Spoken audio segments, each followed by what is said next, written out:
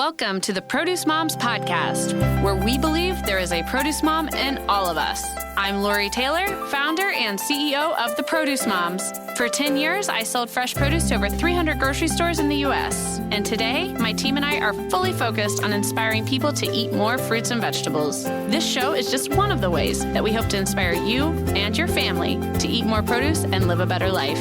If you like what you're hearing on the podcast, join our community of almost 40,000 in all 50 states and over 30 countries by visiting theproducemoms.com/subscribe. And be sure to subscribe and leave us a review on iTunes. Thanks for being here. Enjoy today's show.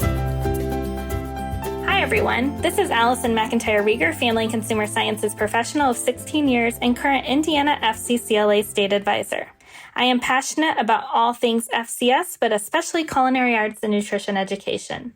Today's episode is possible because of funding from the USDA National Institute of Food and Agriculture in support of the National Partnership for Recruiting, Preparing, and Supporting Family and Consumer Sciences Educators. We've teamed up with the Produce Moms to tell our story. In the show today, you will learn more about the Say Yes to FCS recruitment campaign from the Executive Director of National FCCLA and the Kentucky FCS State Administrator. Thanks for being here and enjoy.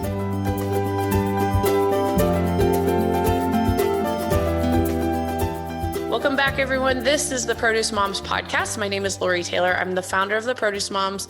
I absolutely love hosting this show, and I am so honored because right now we are doing a really, it's a very important, but it's also been a very fun and educational sub-series within our podcast that, and we're celebrating family and consumer sciences education and educators. So with today's episode, we are still really leaning into that recruitment theme, and we are welcoming two women who have just played a pivotal role in family and consumer sciences education and educator recruitment strategies in the United States. And we have two women that we're welcoming. The first that I will introduce is Sandy Spavone. She is the Executive Director of FCCLA, that's also known as Family, Career, and Community Leaders of America. FCCLA touches over 5,400 family and consumer sciences teachers throughout the United States. These are educators that are just engaged with FCCLA and making it happen in their home state for the students to be part of this wonderful student leadership group. We are also welcoming to today's show Kayla Godby. Kayla is the program consultant for family and consumer sciences. She hails from the state of Kentucky, works very closely with the Kentucky Department of Education. We are so thrilled to welcome you both. Sandy, we'll start with you. Please say hello, introduce yourself, and then Kayla, of course, will be passing the mic to you in just a few moments. But Sandy, welcome to the show. Thank you very much. It's a pleasure to be here. My name is Sandy Spavone. I have the opportunity to serve as the Executive Director of Family, Career, and Community Leaders of America. And in our role at FCCLA, we have the opportunity to connect students and to prepare them for careers in family consumer sciences work. And those are many jobs that support families and the need to be able to fill that role. So it's really important that we have solid family consumer sciences educators to prepare these students and offer them an opportunity to excel and find out what they want to do in life. And without those teachers, we can't fulfill our mission. And so we're very happy to be part of this recruitment effort and helping our family consumer sciences teachers connect to FCCLA through engaging their students and hopefully pursuing a career as family consumer sciences educator. Sandy, that's amazing. Thank you for sharing your remarks. Thanks for all that you do. For folks that don't realize, family and consumer sciences works hand in hand with FCCLA. FCCLA is a student leadership group, Family, Career, Community Leaders of America. Sandy, you yourself and the FCCLA office is based in the DC area. But like I mentioned earlier, you're touching thousands of educators all across America. Is there anything you want to share? Like FCCLA is in all 50 states, correct? I mean, tell us a little bit more about the scale and the footprint of your impact at FCCLA. Sure. FCCLA has been around for 75 years. Some of you may know us as our former name of Future Homemakers of America.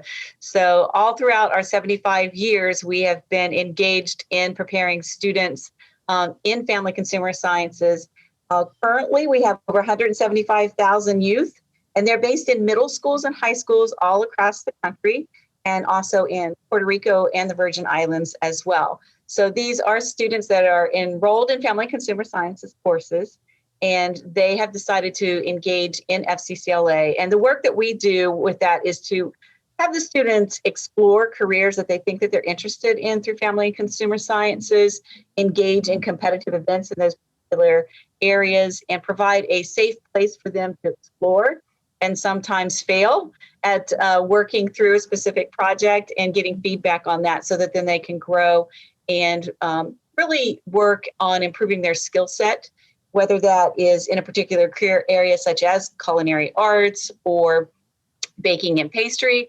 But at the end of the day, our goal really is to help the students explore and prepare to be leaders in whatever career they choose in Family Consumer Sciences curriculum. And Kayla, welcome to the show. Please introduce yourself. Tell us a little bit more about what you're doing in Kentucky. Yes, thanks so much. We're so glad to be here today. It's a real pleasure to get to share about Family and Consumer Sciences and the opportunities that we provide for teachers and for students. My name is Kayla Godby, and I have the pleasure of serving as the Family and Consumer Sciences Program Consultant in Kentucky. So I work with all of our Kentucky teachers. We have approximately 311 teachers across our state. And I have to say that I'm a product of Family and Consumer Sciences and FCCLA. So I was in those classes when I was in middle school and high school, and just fell in love with it and enjoyed it so much that I chose to become a Family and Consumer Sciences teacher. I taught FCS for 8 years before I transitioned to the Department of Ed to my current role. And so I've been here since 2014, and it's just been really neat to be able to support our teachers and to provide opportunities for our teachers and our students across the Commonwealth. Yeah, I love that. And we have to talk about this signing day. I mean, we mentioned it in our last episode of this sub-series where we welcomed Allison and Carol, and we really kicked off the recruiting pillar here of what we're talking about in this wonderful program with you. But from what I understand, Kayla, you are the mastermind behind this signing day. Is that correct? Well, I think so. I don't know that I need to take all the credit, but it did begin in Kentucky, and it's just been really neat to see this flourish across our nation, and to see other states picking it up, and to see National FCCLA incorporating it into their National Leadership Conference. So I'll tell you that in 2015, we began recognizing our seniors who plan to major in Family and Consumer Sciences education during our Kentucky FCCLA State Leadership Conference.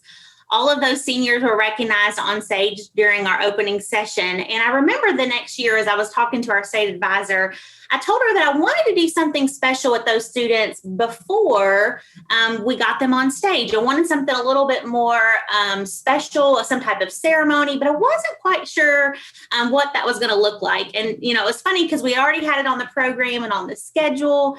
And literally the week before, you know, I was starting to get nervous because I still didn't have a plan. And it's just one of those things that it just happened, and it's just turned into something really sweet and really fun. And we enjoy it. It's honestly one of my favorite parts of our state leadership conference. It's just so neat to be able to see these students who love Family and Consumer Sciences and love FCCLA make a commitment to join our profession and join our FCS family.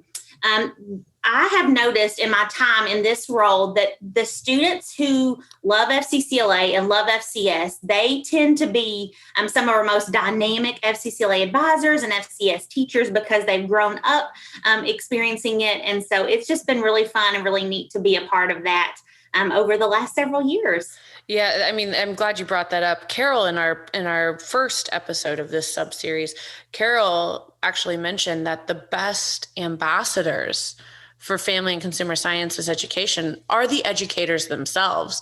They really are the ones that start the process and the journey of the recruitment angle. Like, how do we get more educators? Well, if you're a really good educator yourself, you're going to undoubtedly inspire your students to follow in your footsteps and consider this as a career path.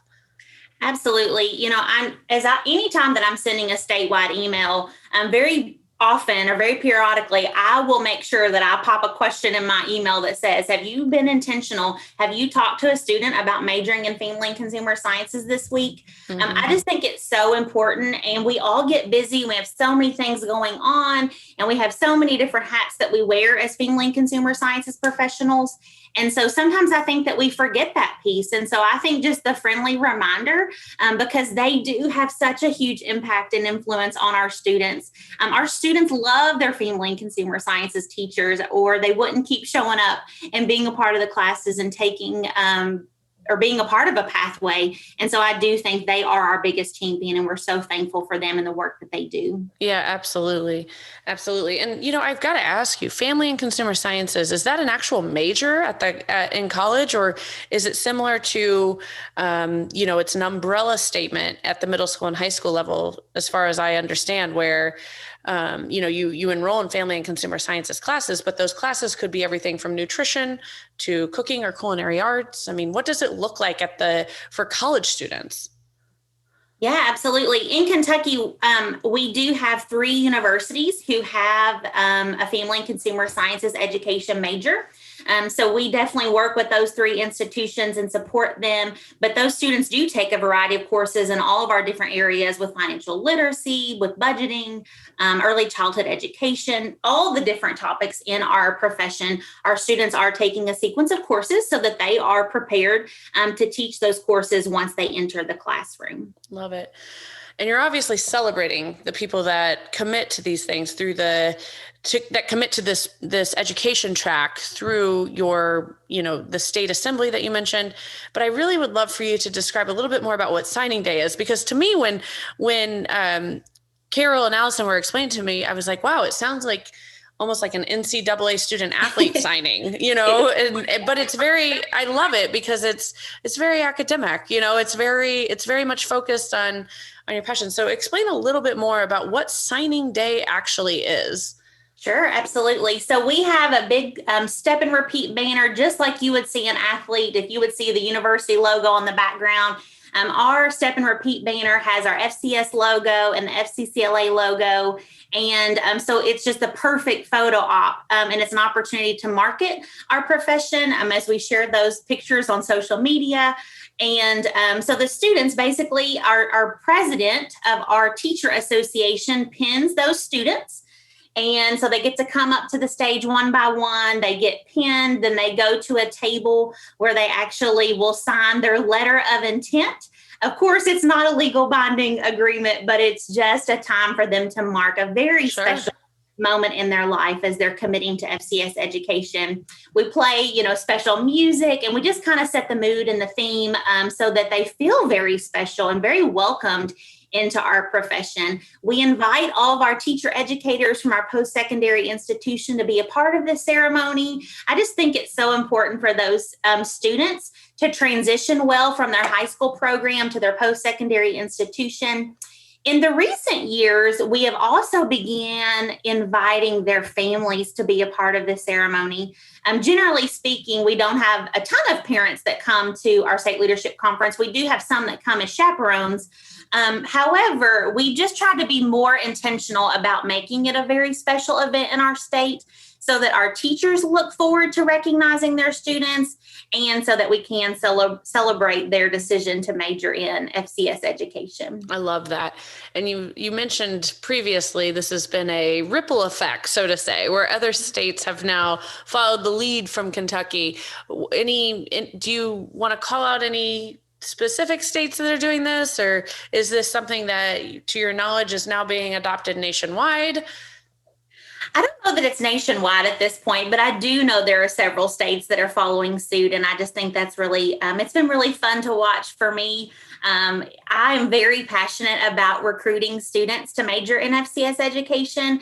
I recognize that all pieces of my work at the department are incredibly important. But if I don't have people qualified and certified to take over these positions when teachers retire or transition to new roles, then all of my other work loses a little bit of meaning because I'm going to lose programs and So it's just so incredibly important that I have people and I have students who are ready and willing to take these positions as people transition to other areas. And so it has been very cool to see it transition across the state. Well, congratulations. I look forward to following the ongoing ripple effect of what you've started here, Kayla.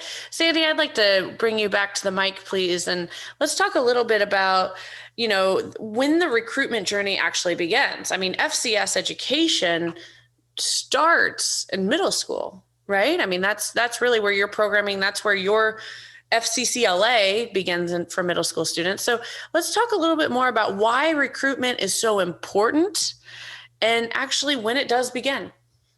Yeah, that's really a good question. And I think you're right. I think as soon as the student steps into the first family and consumer sciences class, oftentimes that teacher can be a pivoting point for the student to say, I want to do this someday. Most teachers, I was a former teacher as well. Most of us became teachers because we really admired one of those who educated us.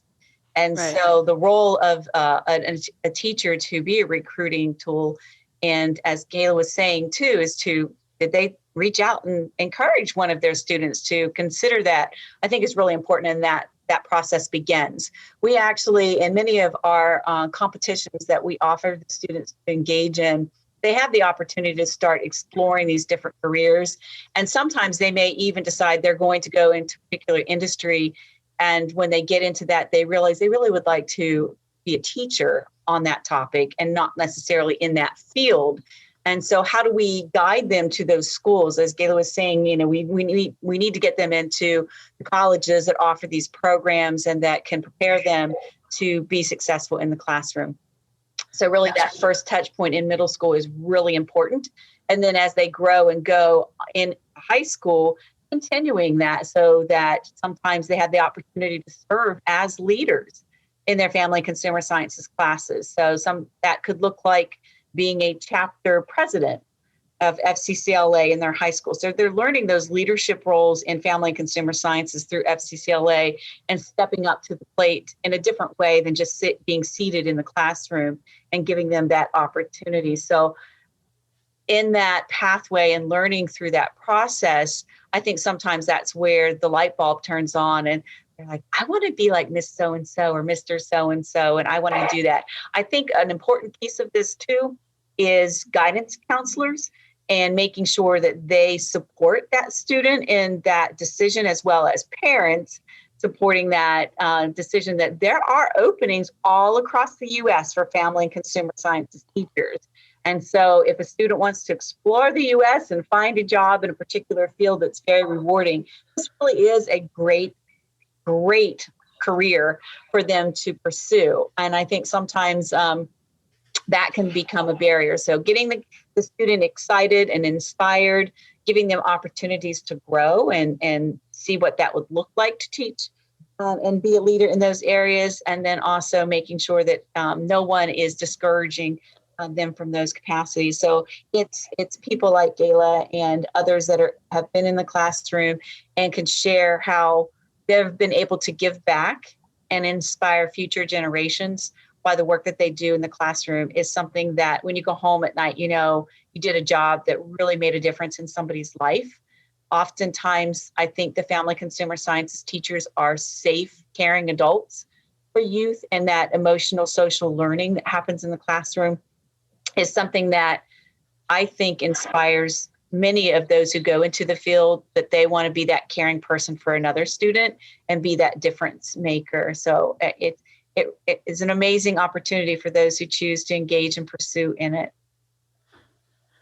Yeah, I mean, that's absolutely what came through in our previous discussion with Allison and Carol. Obviously, a continued theme here as we dive into the perspective from you, Sandy, sitting as the executive director at FCCLA, and of course, Kayla as a pivotal member of the educator community, creating trends and having work that has been, that had that great ripple effect with that signing day. But Sandy, something that I want to emphasize that was brought up by Carol Werhan, who is a professor at the university level and working to educate the the future teacher educators of family and consumer sciences. Something she said in the previous episode that I want to emphasize right now. She has never had a student who has gone through her program that has struggled to find a job. Right. That's very true. Yeah. And we're talking about a tenured professor, someone with decades of experience. She is always there. If you're trying to find a career where you're like, I always want to have a job, I always want to be employable, I don't want to go through the pains of multiple, just the job application process can be brutal in certain fields. And she emphasized that in the previous episode. So it's good to hear you reiterate that, from a different perspective, but nonetheless, it kind of comes back to that sentiment. You want a job, you want to do, have a highly rewarding job at that. Look no further than what we have to offer you in FCS. So true.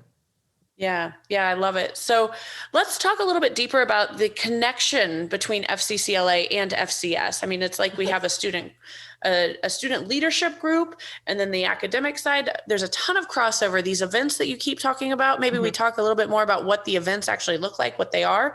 But I'd love to kind of have an opportunity now for you to share your remarks on that critical connection between FCCLA and FCS.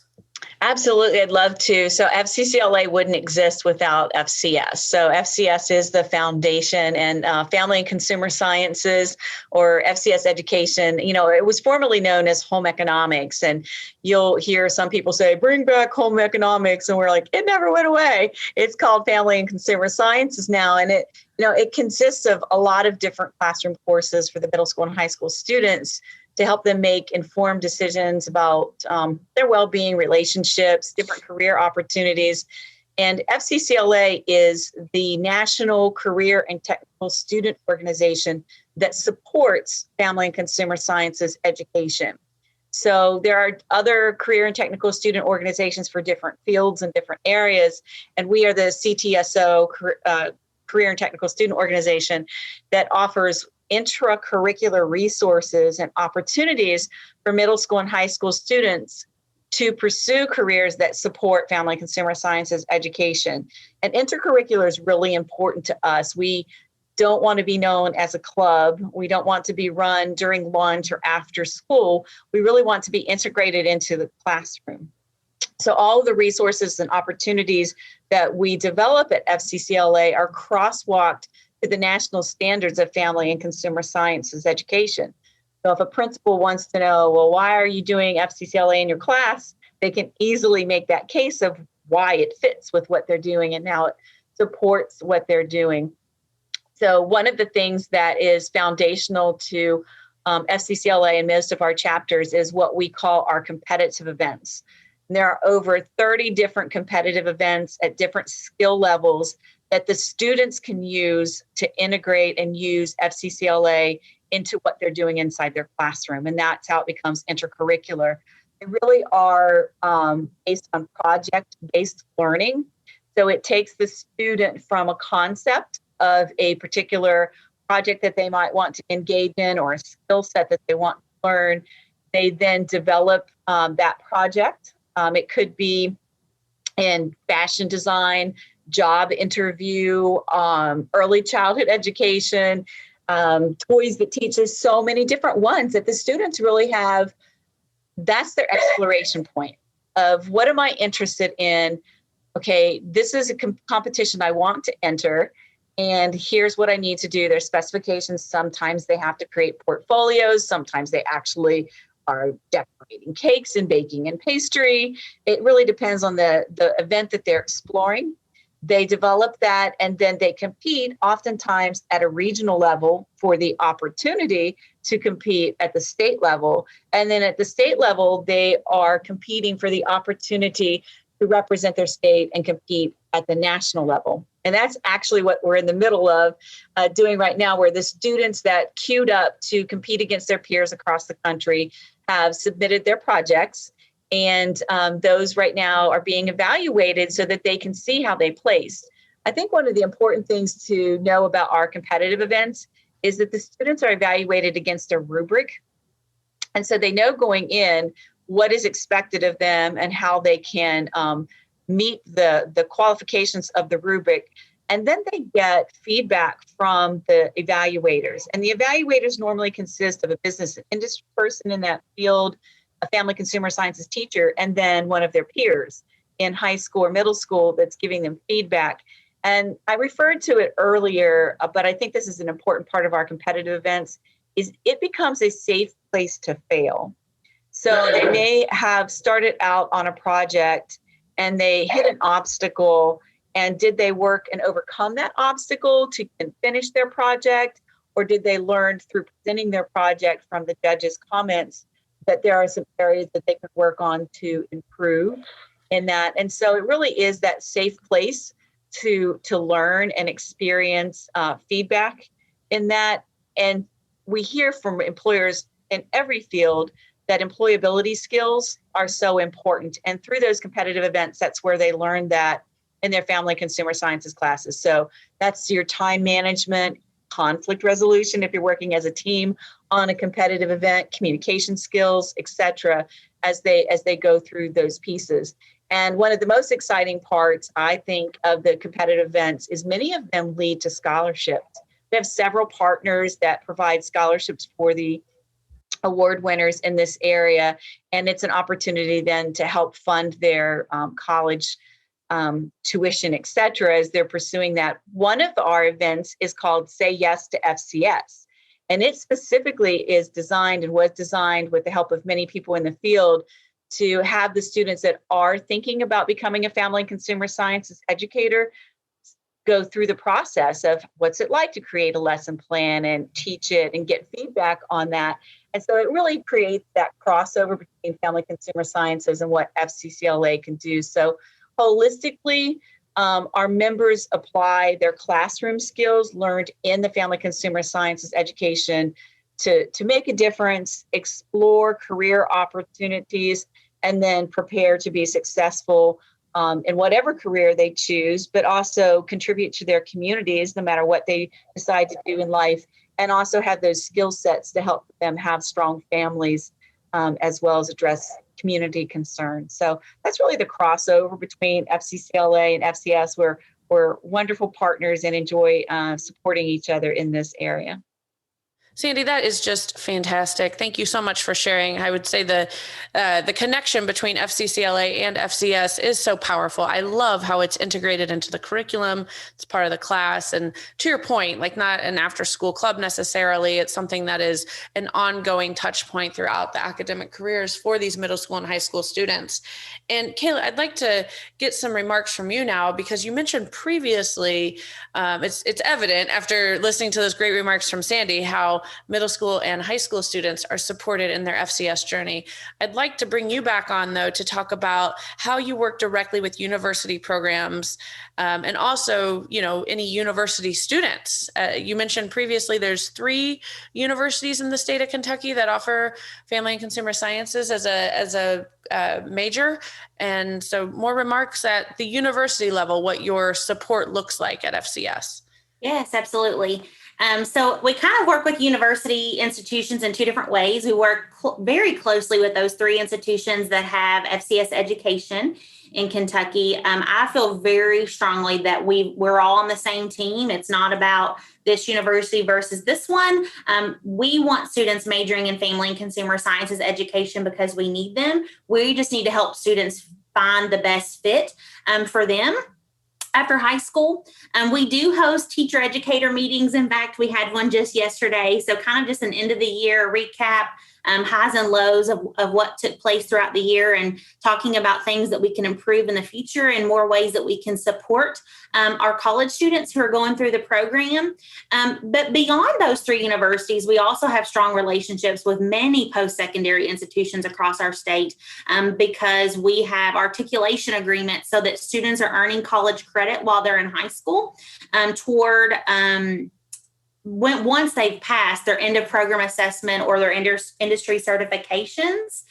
And we just think that's a very important piece. And we also have lots of universities that offer dual credit. So I think it's incredibly important that we build relationships and connections with the deans and the department chairs of all of our universities that have FCS programs, even beyond family and consumer sciences education. So that's just a very integral part of what we do here in our state. And I know in many states across the nation. We also, I mentioned earlier, we do invite those 3 universities to our pinning and signing ceremony. I get to sit on multiple advisory boards at the university level. And so I think that's helpful and important just to see things from the secondary side. And then for me to hear what's happening there to make sure it's seamless for our students. And then another really big thing that we do in Kentucky is something called Kentucky FCS University. And this is specific for our FCS Ed major students who are interested in becoming family and consumer sciences teachers. We host this in the fall. It is for juniors and seniors who do have an interest, and it is a 1.5-day workshop where they come in and they explore all aspects of what it's like to be a family and consumer sciences teacher and FCCLA advisor. And it's just a very fun time for the students to hear from current educators, to hear from current college students. And so I do think we do have a very strong working relationship with our university programs in Kentucky. And I think it only makes our profession stronger. Yeah, I mean, as you're speaking, and obviously Sandy's remarks about all of the engagement and opportunities for enrichment for middle school and high school, and what you've just explained with the university level, I don't know if there's another education track that has this kind of support. I mean, I majored in liberal arts, my major was Spanish. I had my professors. I had the School of Liberal Arts at Indiana University. That's about where it ended. I could get involved in Spanish club, but to the point that Sandy made earlier, that was, a couple after school events a year, something like that. It's just, to me, this seems so unique. Any remarks on that, Kayla? I do think that a lot of career and tech ed programs, so let's say health sciences, business and marketing, agriculture, I do think there are a lot of support systems in career and tech ed. I do think that family consumer sciences is unique. But of course, I'm a little biased and I love family and consumer sciences. I will say that here in Kentucky, we are working on a seamless transition for students from their junior year of high school into their 15th year of teaching, different ways that we can support and encourage those students and eventually those teachers. Sometimes I think that we start with this big initiative, but we don't see it through. And so we're trying to build something here in Kentucky that will be seamless. And I hope that we get to share across the nation at our various conferences so that other states can implement it. So Kentucky FCS University is that event for our juniors and seniors who are interested in becoming FCS teacher. Then they do the pinning and signing ceremony when they're seniors and they're recognized at our state conference on stage. From there, we hope to build a college student program so that they can be connected to all the pieces of the profession so they don't get lost between their high school classroom until they actually get a job as a teacher. From there, we have a new teacher academy, if you will, where we have workshops and trainings for those teachers, as well as assigning them a mentor. And then from there, we hope to build a leadership program so that we can build leaders in our profession. And so it's this continuous cycle of feeding our pipeline across time. So good. Well, so many reasons at this point, Kayla, for, people to consider the career and get more engaged with the FCS offerings. But Sandy, I would love to bring you on for some closing remarks for students or educators wanting to become a family and consumer sciences educator. What are your tips and suggestions for success? Sure. I think as a high school student, it can be really hard figuring out what career path is right for you. We really challenge the youth to embrace every experience and never stop chasing the opportunities and being true to who they want to be and what they want to do.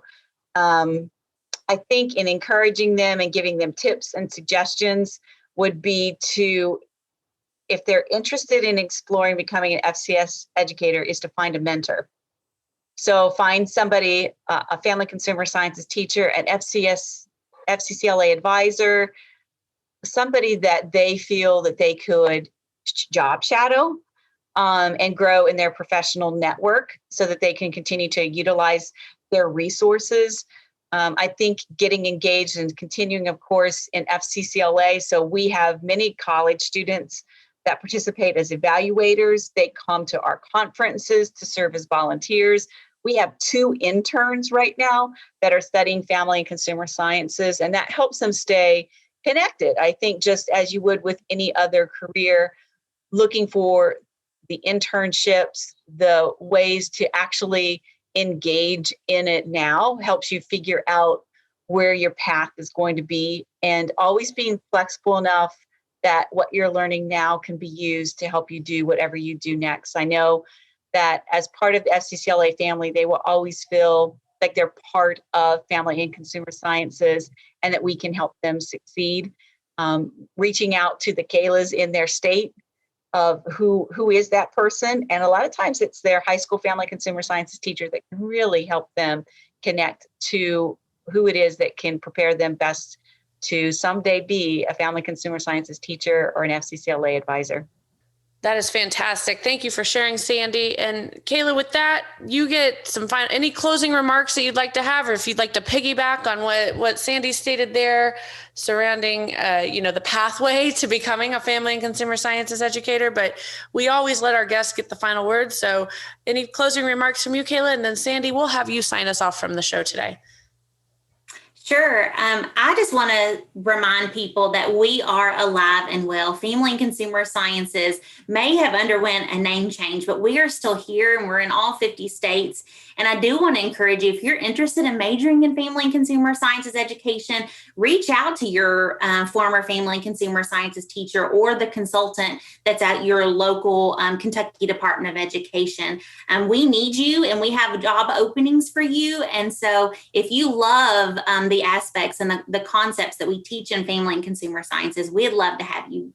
And I would just like to close by saying and repeating what Kayla just said, is that this is a family. If you're looking for a career where you can touch lives and really prepare other generations to be successful in their families and in their careers, family and consumer sciences education is one of the best career choices that you could consider. There are a lot of job openings and wonderful places to grow and support the youth of the next generation in becoming successful in their family consumer sciences. So we appreciate this opportunity to share it and look forward to who our next educators will be. Thanks for joining us on this episode of the Produce Moms Podcast. If you or someone you know would like to be a featured guest, just send an email to Lori@theproducemoms.com. We know there is a produce mom in you because there's a produce mom in all of us. Join our community on Facebook and all social platforms. Help us change the way America eats. Thanks again for listening, and we'll see you next time.